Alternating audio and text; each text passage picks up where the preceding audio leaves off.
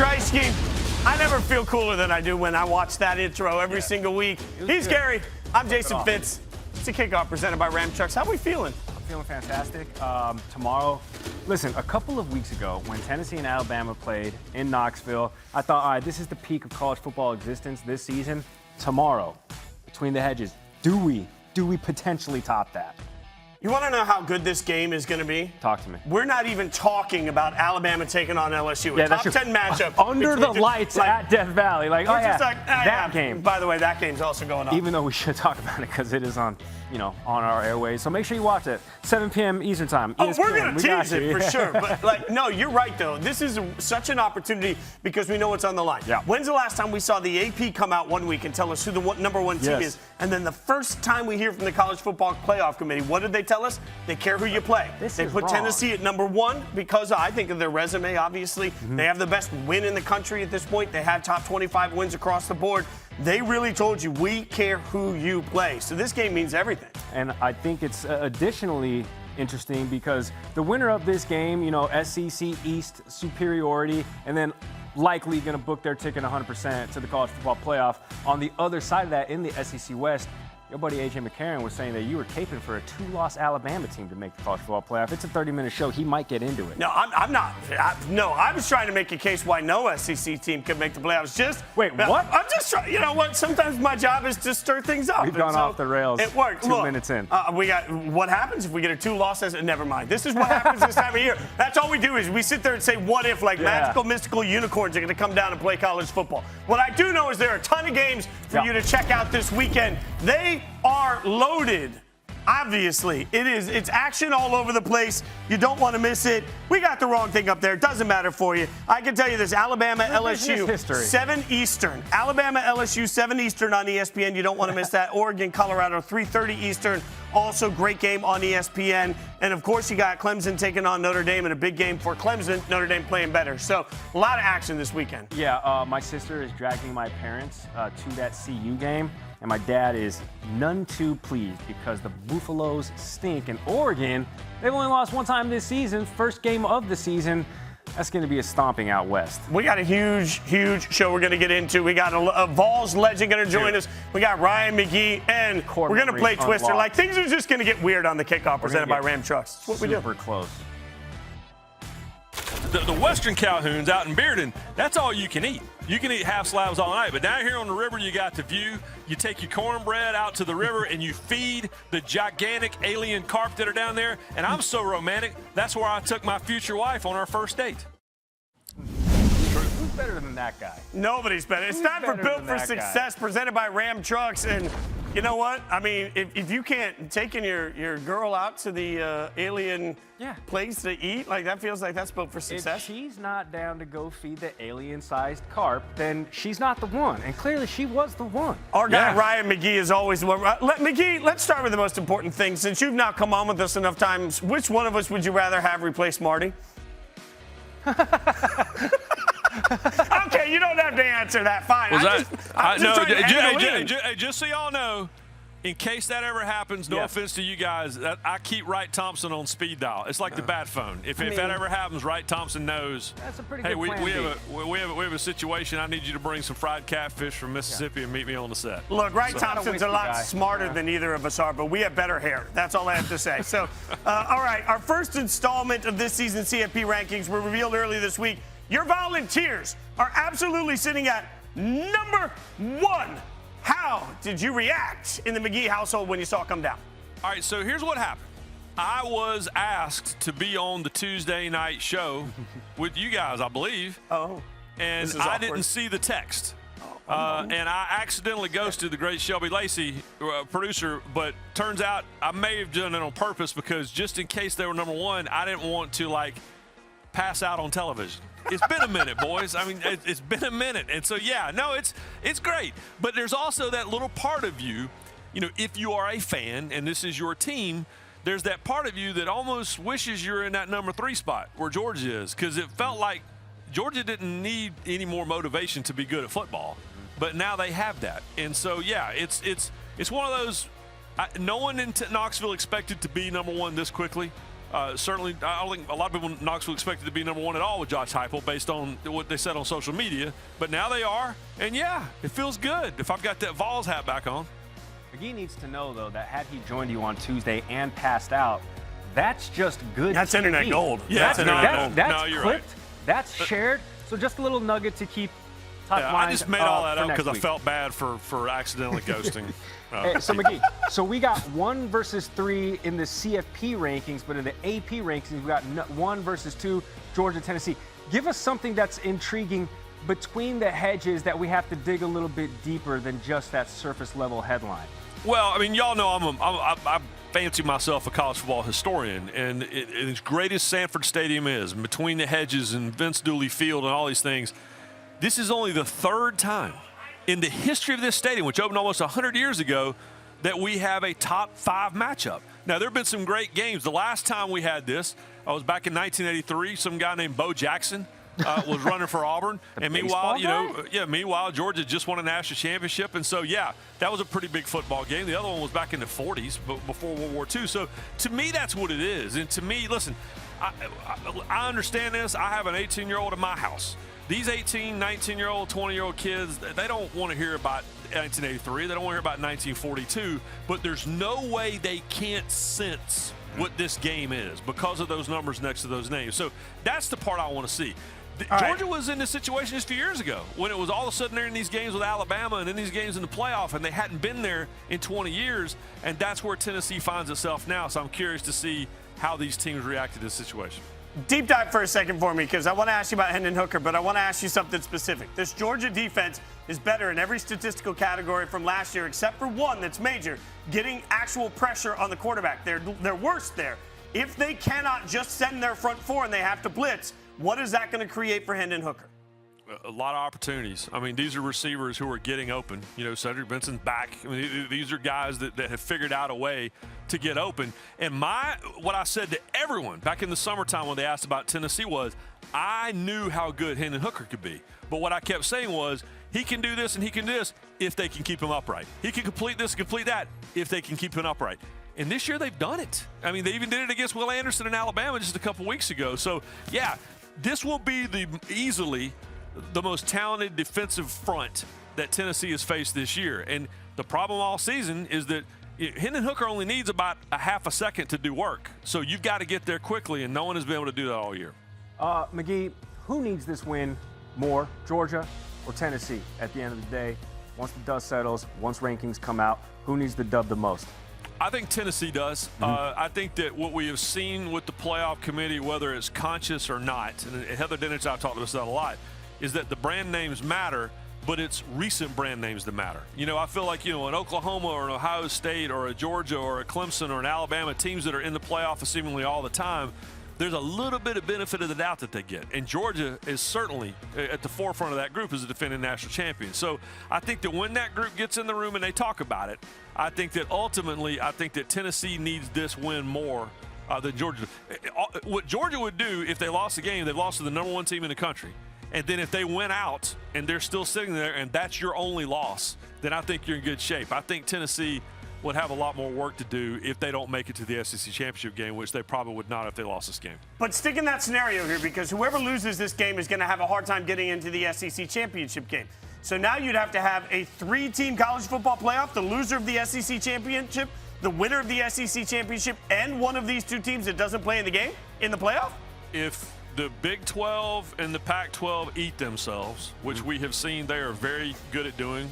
We just saw Oklahoma State do what they did, and, you know, I like TCU a lot, but we'll see. They haven't been in this situation in a really long time. Same with the Pac-12. I mean, Oregon's loss is to Georgia, and it was pretty bad there in the Georgia Dome. So, yeah, there are scenarios where you could end up with this. I don't believe that the committee would do that. But I also know, you guys know, we've all done these mock selection things. It's not as simple as we all just sit in a room and go, these are our 4.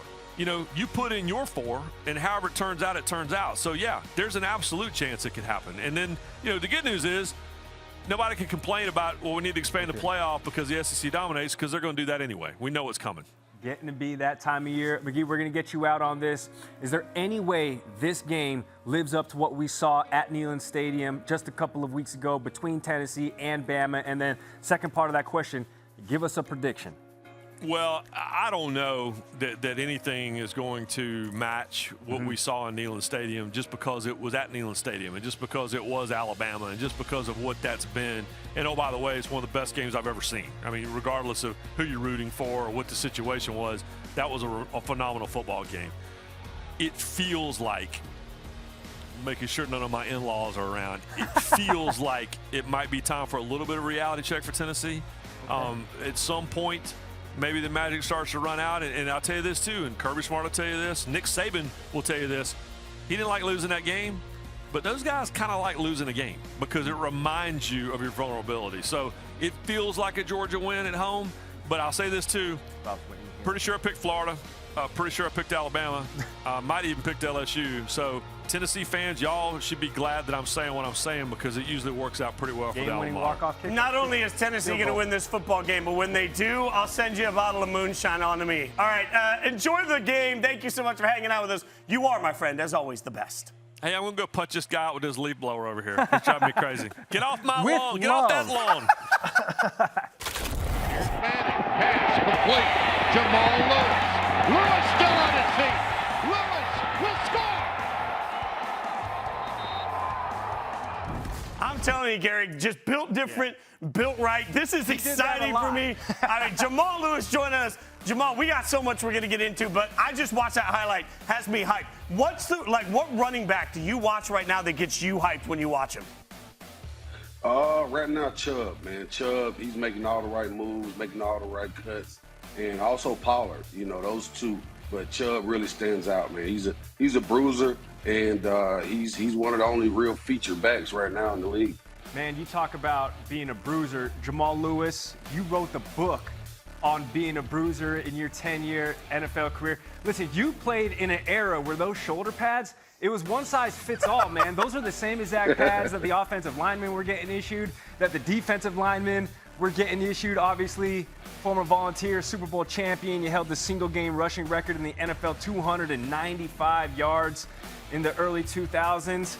Jamal, what's life been like after football? What are you up to? Understand that you're living in Atlanta, obviously hyped about this weekend's game, but what has post-football Jamal Lewis been up to? Oh man, just grinding. You know, it's a tough transition. You know, from the NFL when you've been delivered structure all your life and competed all your life, and but now you know with kids and everything. So really, it's just trying to keep them in order and keep them going. You know, that's about it. Just raising kids. Jamal, let me ask you this question: do the kids understand like how much of a beast Pops was back in the day? Like, do they, like, how old are they, and do they grasp yet that, like, one stiff arm can send them back into the past generation?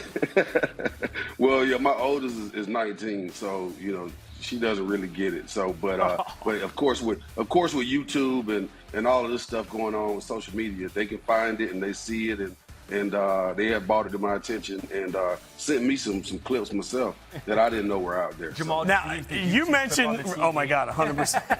You mentioned tough transitions. The Vols program had a tough transition after a period of dominance. They're back now. What does it mean for you as a legendary Volunteer to see what this team is accomplishing now?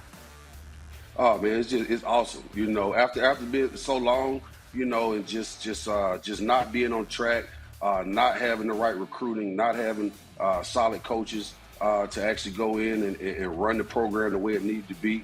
It's just been very unstable. But now, you know, it's changed. And I think with Heupel and what he's doing, with getting, you know, Coach Gardner back there as well, they're recruiting very hard. And, you know, it's the place to be right now. And it's back, you know, everybody says it's back like 98, but, you know, it really feels like it. And we're just happy to be, you know, in the hunt, and who would have known that we'll be number one right now, and everybody will be talking about Tennessee. But it really feels great to be back, and a lot of the alumni, you know, we all talk about it. We all, you know, been talking about it for years. When will it be back? And you know, we got a great group of guys out there on the field. They're playing with confidence, and they're playing lights out. Hi, Gary, he says it's back like 98. I don't know, I lived there around there in 98. It hit different. It's back, but it ain't back like 98. Let's give it put a little respect there. So what are you expecting tomorrow? I mean, there's never been a 1-2 matchup at Sanford Stadium. You're talking about the explosiveness of that offense. You got the #1 scoring offense in Tennessee going up against the second-best scoring defense in Georgia. Jamal, something's got to give tomorrow. Right. Something's got to give, and I think that we've shown that we can go toe-to-toe with ranked opponents. I think we beat 5 ranked opponents, so we've shown what we can do. But I know that defense is strong. But I think our offense is stronger, and I think the back end of that defense, I don't think they'll be able to hold up with, the personnel that we have. You don't just have one great receiver. You have 2 or 3, and you also have, a great running core too. So I think we're very well balanced on offense. It's going to be one of those games like it used to be back in the day, where, hey, look, you got to bring a lunch pail and be ready to go to work, and that's who's going to win the game. Whoever makes the least mistakes, and whoever just keep on punching. All right, Jamal, we like to have a little bit of fun on this show, and your humility shines through, my friend. We're going to ask you to break a little of that down here. Yeah, because, man, come on. If you're like us, the closest I'm ever going to get to playing actual football is a video game, about the NFL that we don't give out freebies. We won't say the name of it. Named after a former Raiders coach. We'll say it that way. So there's a truck stick that's famous on that game, and you, my friend, had a 99 for a broken tackle rating. That is the best it can get. So we thought we'd play a little bit of a game. Don't get better. We're going to play a little game here. We're going to call it Truck 'em or Duck 'em, all right? So I'm going to give you a current NFL player coming up to you, and we decide, is Jamal Lewis going to truck him, or is Jamal Lewis going to say, nah, I'm good, you can just go on by? Let's start first. Jamal coming up against Aaron Donald. What are we doing? Trucking him or ducking him? Oh, I'm ducking him all day long. Let's see what they did the graphic. Actually, the truck stick 95-year rating actually beats the tackling rating. You could have trucked him, Jamal. Look at that. Oh, look at this. Oh, man. The humility instantly shining through. All right, what about this one? Jamal, Khalil Mack, truck him or duck him? Khalil Mack. I think with Khalil Mack, I'm going to truck him. I'm trying. I feel like that. You trucked it. Look. That's light work, Jamal. And listen, he may or may not see this, so I better watch out what I say too. But listen, all respect where it's due. No. It's a lifelong diehard Raiders fan. I've never even heard of Khalil Mack. All right, let's go next to Jamal versus T.J. Watt. What are we doing? Trucking him or ducking him? T.J. Watt. Oh, I'm ducking. I'm going low as I can on TJ all day long. Let's see what happens here. Our graphics team really went all out on this. 91, trucked him. Trucked him. Wow. Joey G crushing these graphics. All right, Jamal, this one might be, might have to think on this one a little bit. This one's going to be tough. For professional and personal reasons. Jamal Lewis in the gap, lining up with Ray Lewis. You had to go there. This has happened before, so I think that, I'm a ducking. Oh, he's going to duck him. Let's see how it plays out. Ray Lewis. Truck him, duck him, truck him, duck him. Oh, okay. And they got the duck graphic going. Hey, that's a heady play. That's just self-preservation. But wait, you got to tell us the backstory on when that actually happened in practice, I'd imagine. In practice. It was the first day that we put on pads and we was going goal line. And I can remember we was lining up and coach put us in. It was goal line, so just one way to go. And they ran the play, and I saw the hole open up. And as soon as I hit it, it was number 52. And then we came back to the huddle, and they ran the same play. And we went. I saw the hole open up again, and I hit it, and there was 52. So when I got back to the huddle, I asked the guys, I said, who got number 52? They said, nobody. That's Ray Lewis. So I found out later that's why. Oh, that is. Oh, that's hilarious. In an era that's now so far gone, like your star player ain't going to hit your other star player. Dude, I love hearing stories I like would have that. paid to be at that practice. I think a lot of fans would have been. We got one more for you now. Oh, this is terrible. Look, we're not proud of this, but we're particularly dashingly good-looking gentlemen with great hair. So we figured, we put ourselves. They decided the two of us take it on Jamal. I don't think this is going to work out well for us. You trucking us? It'd be an honor to be trucked by Jamal Lewis. I'm just saying, trucking or ducking, Jamal? Oh, I think I'm trucking. Yeah, that's Bring it out. That's just a fact. They set us up for this. Ring the alarm. What rating did a 6? They gave us a 6. We got a 6-ish. Look, I've always wanted to be a solid 6. There we solid 6. Jamal, we appreciate your time, man. We appreciate you hanging out with us. Congratulations on an incredible career. Enjoy the weekend, and thanks for joining us. Hey, thanks a lot. Go Balls.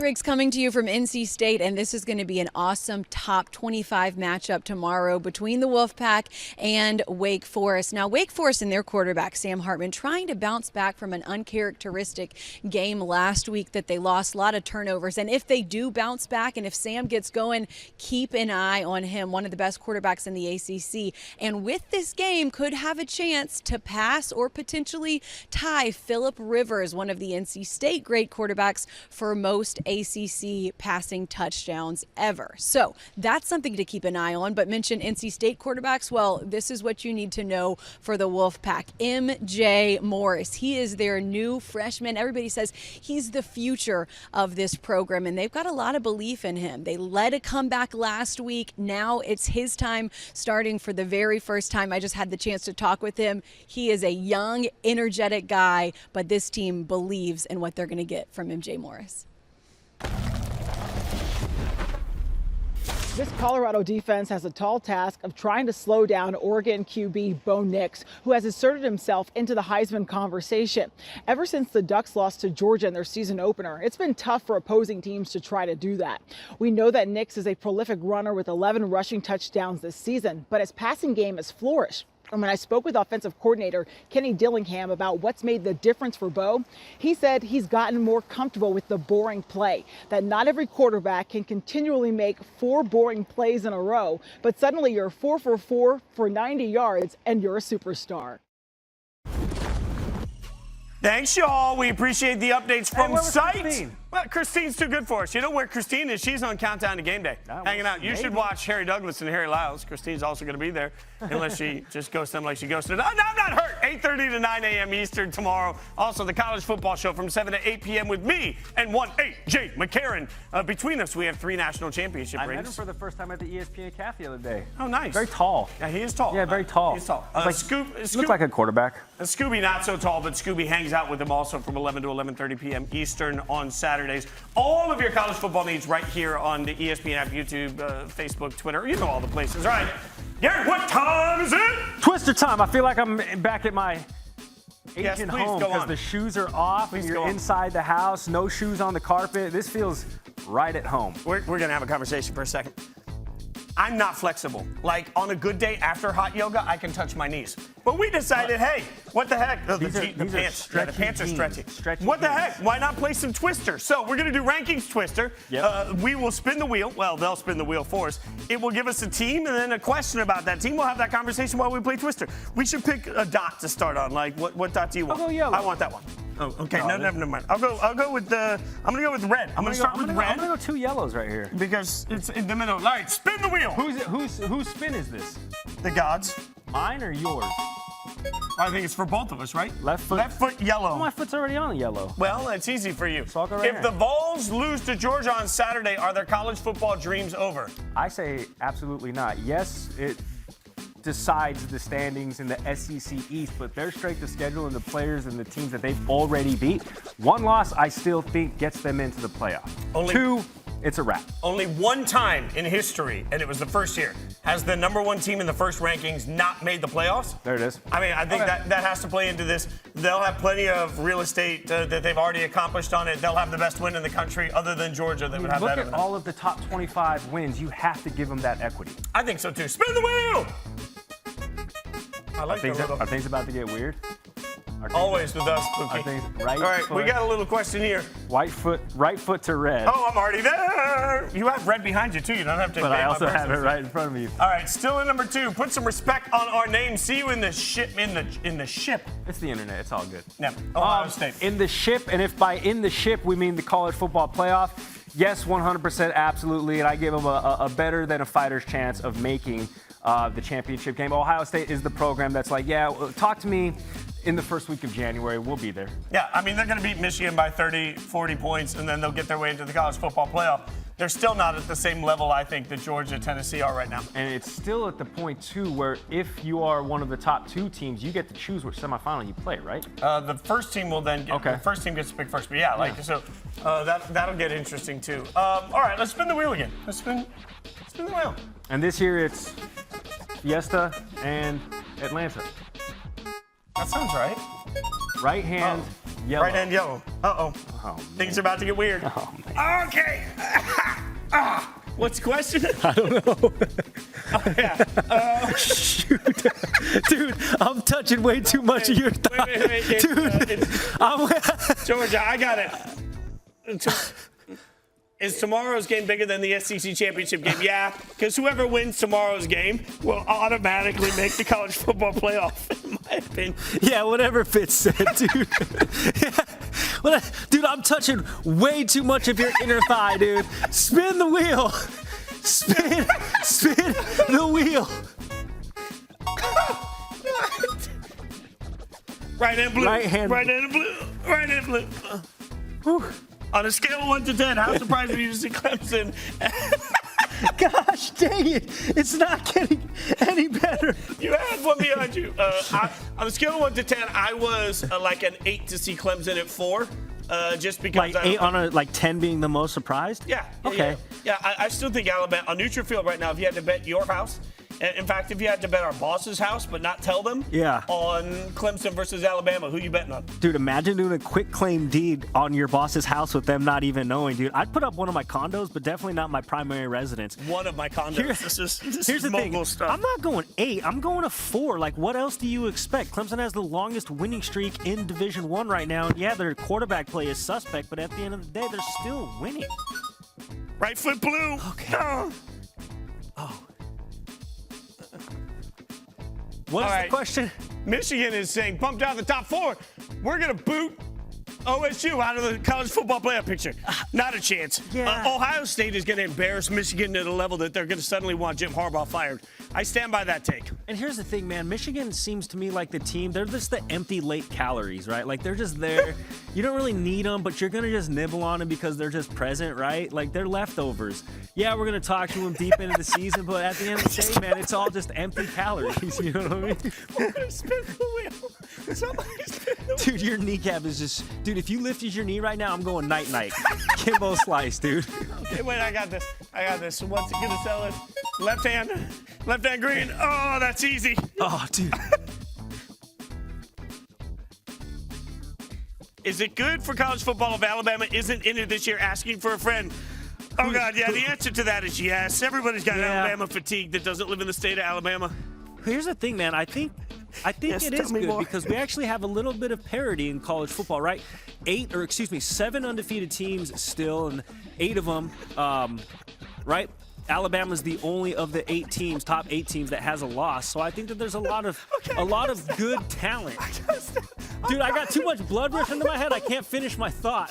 All right, I'm going to give you guys a peek behind the curtain. They're going to spin the wheel again, but here's the thing that nobody knows. Inside the ESPN campus, all over campus, this broadcast, as we're doing it, goes everywhere, which means like the really professional people right now just saw. Hey, what the hell? Wait, what the? Left hand blue. Left hand blue. I'm on it. I don't know. If TCU goes undefeated, could they really miss the CFP? Yeah, man, they would be Cincinnati 2.0. I guess Cincinnati from 2 years ago. 2.0, not getting that respect, right? You almost have to have like 2 years. You have to show history, I guess. You have to provide bank statements to show that like that money is actually there. as we're using another mortgage example, yeah, I wouldn't be surprised at all if they missed it. I mean, the committee already spoke, putting them on the backside of Alabama, who has one loss. Yeah, and the other thing with TCU is they don't have enough runway left because they don't play anybody. Go! What do we got?